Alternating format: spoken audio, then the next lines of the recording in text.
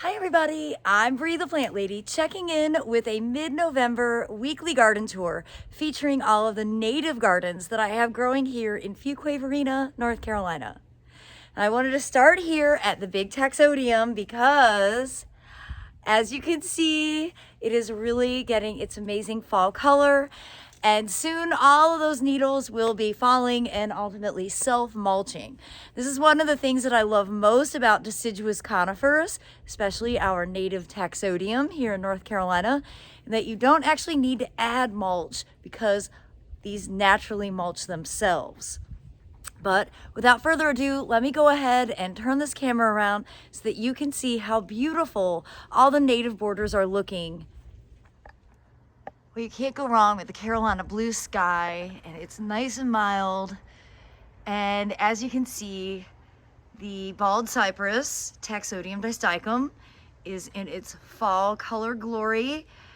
And I would bet by the weekend, a lot of these needles will have fallen. And that's perfect because, of course, the native fern bed underneath is just ready and waiting for the extra insulation. Not that it necessarily needs it. Of course, I say native fern bed, and the first thing you see is turmeric, which was just a leftover root in a pot from last year, and catnip, which I swear the cats have planted themselves, but they love it, and it's certainly not hurting anything at all. But the fern bed, which was planted less than a year ago, has really filled in. It's looking great. And I'm also pleased to show you that there are some remnants of last year's cottage garden in here. You can see we've got some self-sown and quite large nigella growing here. Now, this bed did prove to be a bit shady, although in the winter it's full sun because, of course, all those needles fall. But by the time the poppies and stuff were blooming, this was a lot of shade. So I'm not going to try and overseed this bed with cottage garden stuff this year. I did that last year just as a placeholder to help prevent some of the weeds from really getting established. And my real plan will be to add more ferns. And I'm actually gonna just dig those out of my woodland, transplant them here. But I haven't done that yet. Well, this back property border, which is a mix of natives and non-natives, predominantly natives, but some non-native things that were already here that aren't actually mine, like those crepe myrtles and the ligustrums. But this border is done really well. I did have some ampelopsis, which is a really problematic, what do they call that? It's a horrible vine. And so I actually sprayed, and I don't really like to spray, but I sprayed the ampelopsis because I'm really quite afraid of it, and killing it is the best decision. It's hard to pull it out from the root. But these carex have all really rebounded quite well, and you can see lots of leaves have fallen. I'm not mulching the leaves in this border. I'm just going to let them be. I don't plan on adding any mulch to this. It's a predominantly perennial space, so these perennials are going to go dormant for the winter. They don't mind being covered. I love the nice dark purple foliage on that Scutellaria, and like the nice red coloration that the penstemons are getting. And again, I'm not cutting back any of these perennials because sort of the point of a native border is that you let them be up.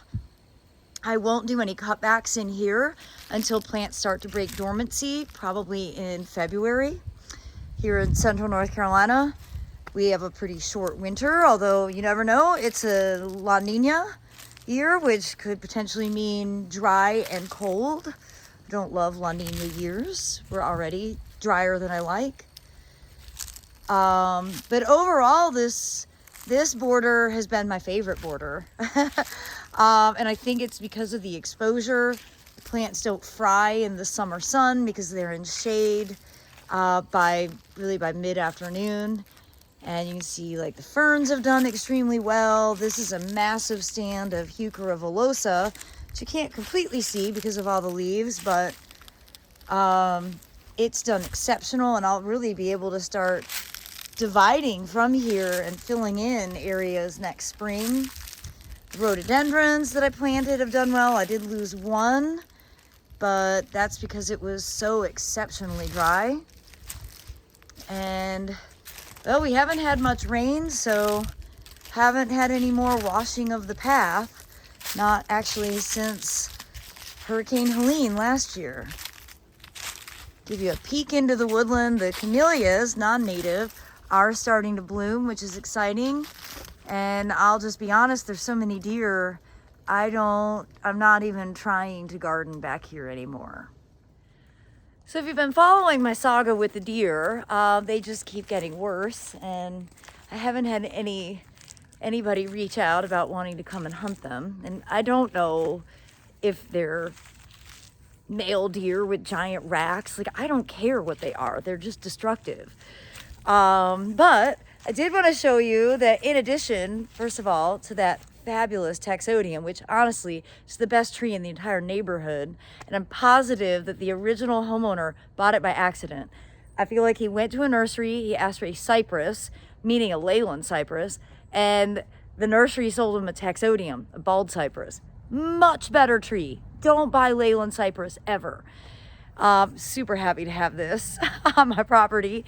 But the moon sycamore, which was pollarded back in August, has grown out. It's looking great. It's not even in its fall color yet. And that will start to get its proper management in January of 2027. So this will go dormant. It's going to grow out all of next summer. And then the following winter is when I'm going to start having the proper pollarding cutbacks happen on that. But just wanted to show you an update because it was looking kind of rough for the first 6 weeks, but it is totally recovered, and it's going to be so much more manageable and way more interesting. So I'm pretty excited about that. Well, moving out front, I wanted to make this video before I got trapped on the computer because it is so beautiful. Carolina blue skies, perfect lighting. And you could see that we had a frost, but it wasn't a super hard frost. And so I've still got an unused Asclepias here. I did see a monarch the other day, which was pretty weird since it's the middle of November. And you can see that the oak leaf hydrangea, that is Jetstream, is doing really nice with its fall color. And this east meets west border is looking pretty good because, of course, the muhly grass is doing its thing. But I do have some big muhly grass plans, and so I'm probably going to be digging some of these out and making, I've actually decided, let me just go ahead and pull the Band-Aid off. I'm going to make both of these beds nothing but white cloud Muhlenbergia. And I'm going to move all of the pink muhly to the blue house. And that is the decision I've made, at least in this moment. So I have a lot of transplanting to do. I'm pretty excited about getting to this task. I'm hoping to do it sometime this week. And then I am going to go ahead and build a big garden here in the middle of this grass. And that will also be predominantly white cloud Muhlenbergia with salvias and longleaf pines. So I'm really excited. I've been dreaming about this for about 2 years, but I'm gonna rip the Band-Aid off and actually accomplish it. So I've got a lot of pink muhly in here, which you can see it just doesn't look as good as the white. And it'll look great on its own, that I don't like the two mixed. And so that's a big goal for this week. But I mean, look at how beautiful it is when the sun shines through it. And a lot of these white muhleys just need to be separated a bit because I planted them in groups of 3. I planted them as landscape plugs and they've grown. So I have a lot of opportunity to spread them out more and make a bigger impact. But overall, I'm really happy with this combination of plants. I started off with too much diversity. I'll just go ahead and admit that. Though I think diversity is the key to successful gardening. These beds are only 600 square feet and I put like 32 taxa into each.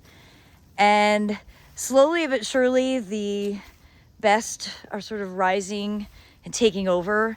and the palette is simplifying itself. And so I think it's a lot more dynamic. I especially like the Rudbeckia and the Orangium seed heads against the White Cloud Muhlenbergia. And so that's really the look that I'm aiming for now. I feel like I'm almost 3 years into these beds and I'm finally starting to realize that less is more. Someone remind me of this, please, on a daily basis. So I do have some big plans, but I would like for it to rain, and we don't have much rain in the forecast. So I'm not gonna like jump head first in, plus I have so much computer work, and I'm making this video right now just to avoid the computer work. But I'm excited to take you through the process of what I hope will be something that I will finally start to feel satisfaction from what I've created here. And here in this bed, you can see I've got a lot of pink muley in here, and that's what I'm planning to dig out and transplant to the blue house, and then spread out more of the White Cloud to fill in some of the gaps. But again, I've just got these planted way too tight, and you can't really even enjoy their form because it's too crowded. So remember, Bree, less is more. Keep saying that to yourself.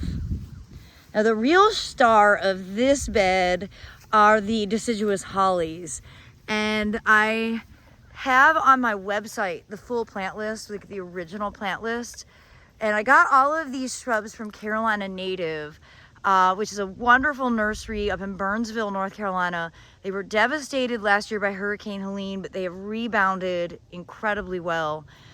And they, you know, I got these as 3-gallon. They were planted in January of 23, so it'll be going on 3 years in January, and they have grown so well. They have been such reliable fruiters. I have one male, which is right there, and you see it doesn't have any berries because you're just using the male for its pollen, and then the females are what produce the berries.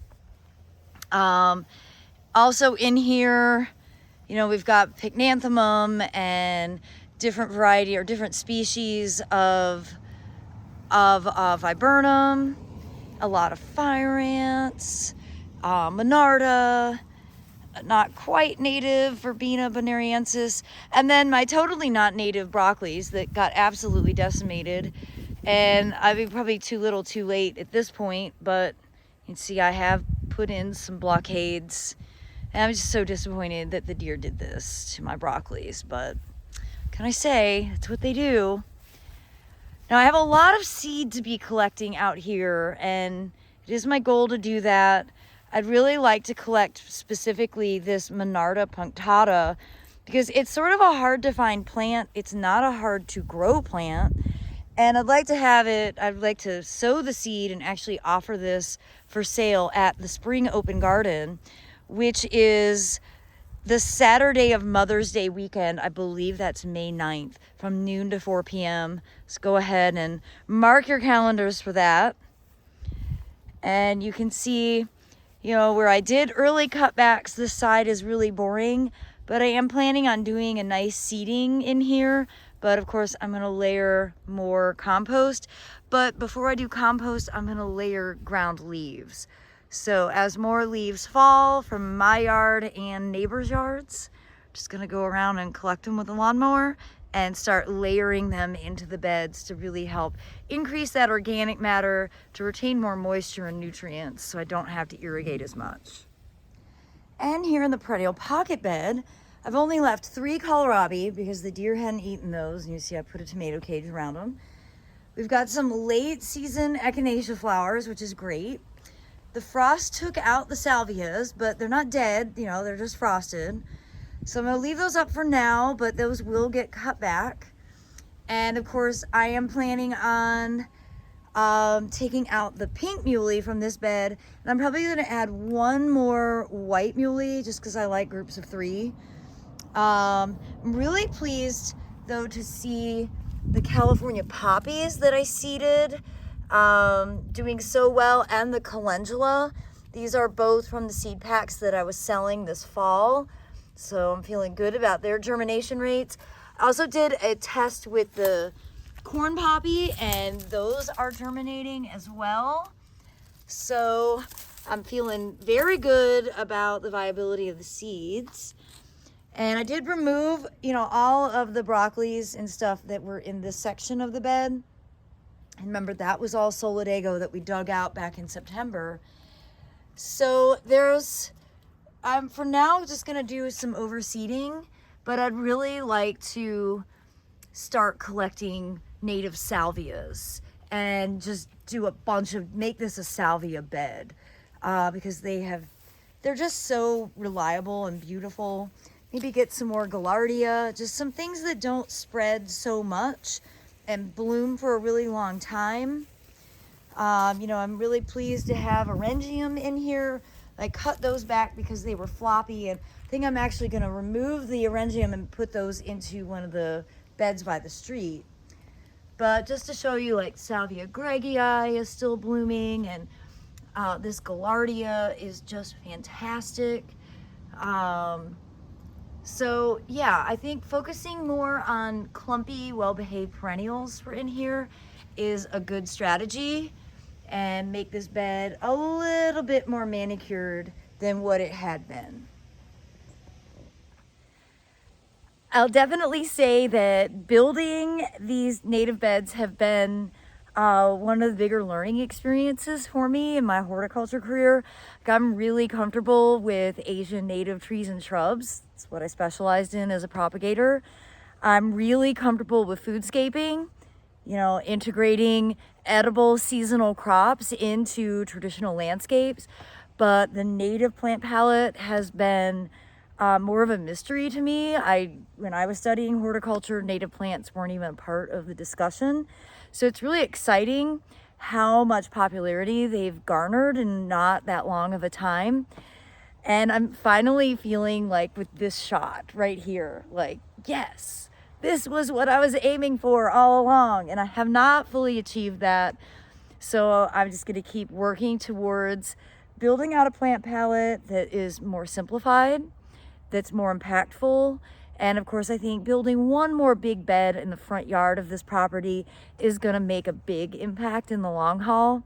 So I hope that you will subscribe and continue to tune in as I make more progress, expanding my plant knowledge on North Carolina native plants and sharing that journey with all of you. Well, as always, thanks for watching, and happy gardening, everybody.